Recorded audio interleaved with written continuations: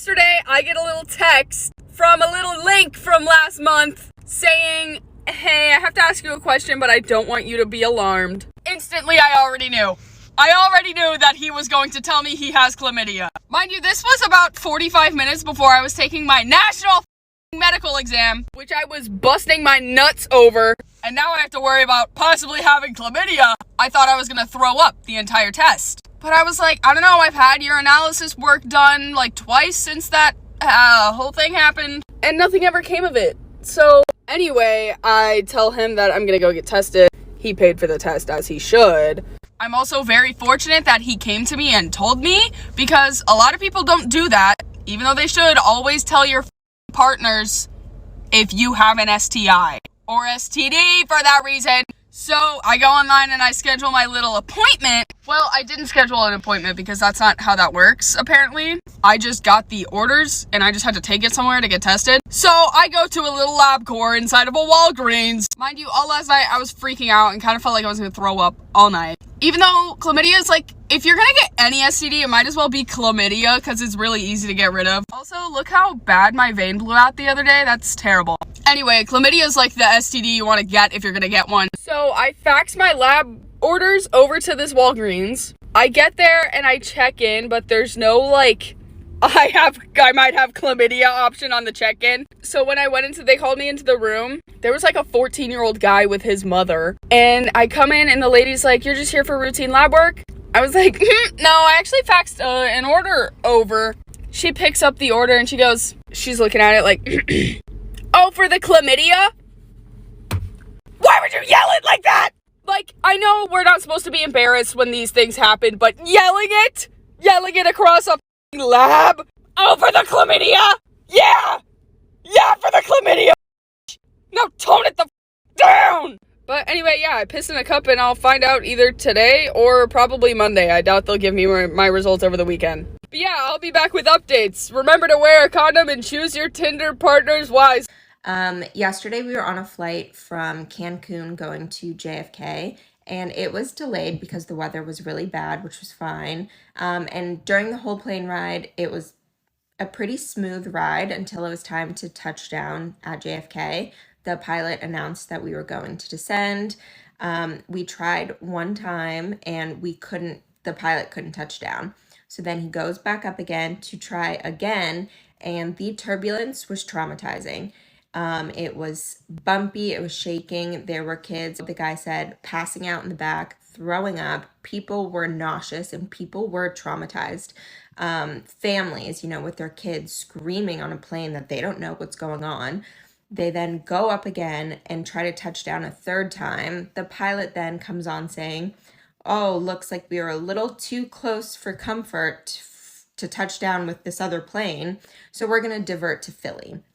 So then we were all like, okay, let's just go to Philly. Let's get out of JFK. So then 20 minutes later, we touched down finally at Newark, not Philly. And we had no idea what was going on. We sat in silence for like 30 minutes until people came on saying we were going to refuel and go back to JFK. And everyone on the plane was traumatized after what we've been through, trying to touch down 3 times unsuccessfully at JFK. None of us wanted to go back up in the air. And so finally, people were starting to speak up, and they came back on to say, hi, like, obviously this is an international flight. You have to go through customs. Everyone will either have to get off here or we have to go back to JFK. And they basically forced us to go back to JFK, saying it would take hours for customs to open up at Newark and that it would be easier and less painful to go back to JFK. Obviously, having just dealt with that trauma, none of us wanted to do that. And so they basically told us that we had no choice but to go back to JFK. And then JFK, we got there, and of course was a nightmare. There was 1-2 customs gates open at most. Obviously an international flight, we have a lot of people that needs to go through all different types of customs. And it was just the worst experience ever. And they told us, if we went back to JFK, it would be 20 minutes. And I think from when they said that to when we finally got to JFK, it was 2-3 hours later. So JetBlue. This is like a f***ed up story. It is about my friend who was married for 30 years.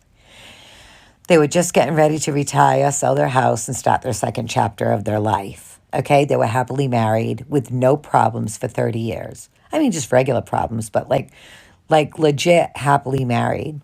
Okay, well, one night, just about 3 years ago, they were sitting there watching TV and they were talking, and she said like a smart remark, like, couples do. And he looked at her and he said, "What?" And she was like, "What? What do you mean? Not, it's no big deal." And he said, "You know what? Fuck you. I'm done with you." I swear to God, she was blindsided by this. He went upstairs, he packed a bag, and he left. Okay, unbeknownst to her, he had a girlfriend that was 25 years younger than her. Okay? So they were in the process, like I said, of selling their home because they were retiring. And they sold the home, and she was driving a brand new Porsche. And he said, you got to give it back because you can't afford to pay for it on your own now. And she was like, "Yeah, I don't want to make the payments on it." So she gave it back to him. Okay, so now he goes and buys his girlfriend a brand new big home, like his new girlfriend, and the Porsche that she was driving, the girlfriend's driving now. So for the last 3 years, my friend has spiraled down this horrible, dark, like hole that she just can't crawl out of. She can't. Every time you talk to her, she can't seem to stop talking about it. She is obsessed and consumed with what happened to her, and I don't blame her. So she's like, "I don't know what I'm going to do. I don't know. Susie, can you help me? Like, how did you bounce back?" And I said, "Listen, you're my age. You know what to do first? Let's get you looking good. Because when you look good, you feel good. That's the first thing we're going to get started doing. Okay?" And she goes, "Well, I always wanted to do Botox and this and that, but he always said no."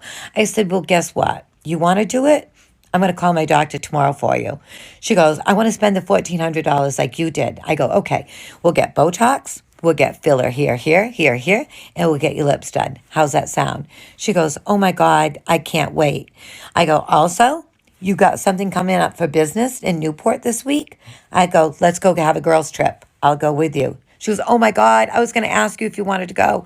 I go, "Yeah, I'm going with you."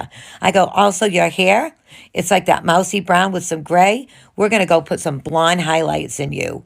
She is gorgeous. She has a gorgeous body.